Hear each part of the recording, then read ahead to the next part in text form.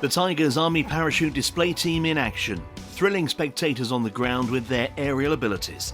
But you don't become the best by accident. You need to put in an awful lot of hard work in hours and hours of training. And that's what's happening today at Netheravon in Wiltshire. The Tigers are planning a night jump. And the first step is to look at the jumping site and run through all the basics, like where they'll get on the plane, and crucially, where they'll be landing. The Tigers are one of two full-time Army Parachute Display teams.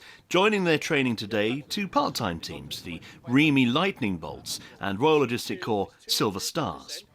Inside the giant hangar now for a formal briefing. Where once again they go through all the processes and procedures for carrying out the jump safely. And of course, a night jump is so different to one done in daylight.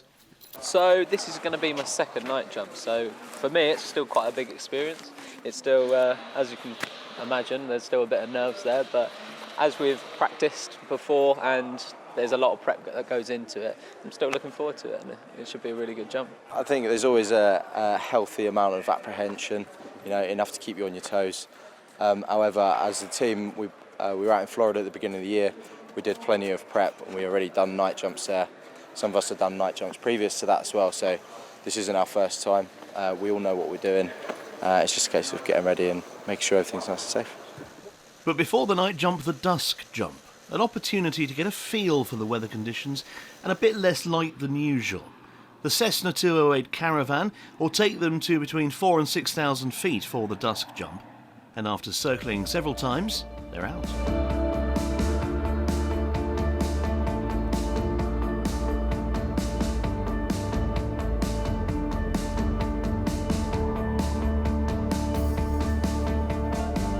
Safely back down, it's to the hangar, and time to wait for that sun to finally set.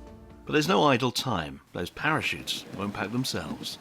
Make sure it's packed well. If you pack it well, it comes out nicely. If you don't pack it very well, it comes out pretty horrible. It can be quite uncomfortable when it opens fast.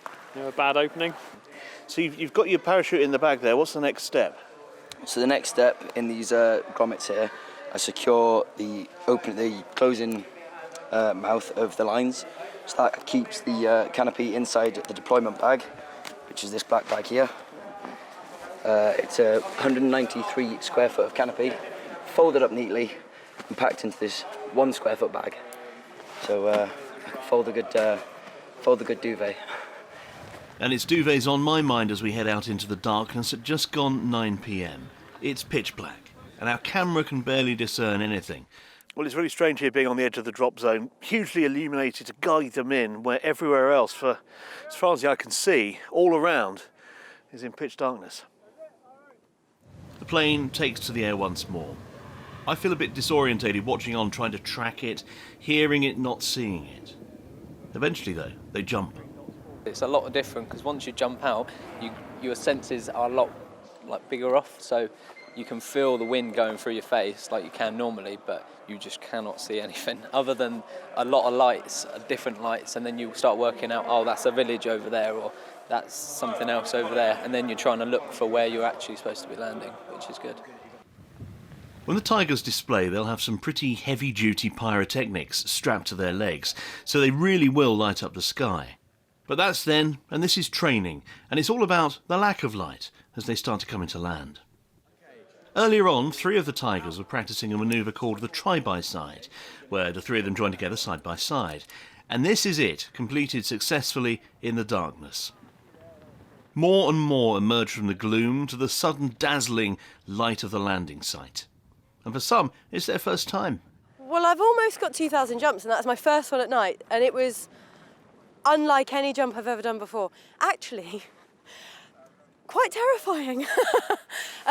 You're just kind of, if you're not already jumping into an abyss, this is now a black hole of an abyss, and yeah, amazing, incredible.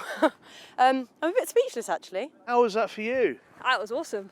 What's it like tonight out there? It's pretty surreal. There's no cloud at all. Like, you look out there, you can see all the villages and everything. It looks awesome up there. The Tigers love to hear the roar of the crowd as they do their display work, but they know their success is only due to the hundreds of jumps, both day and night, that they must do to train. Tim Cooper, Forces News, Netheravon. If you enjoyed this video, don't forget to like and subscribe.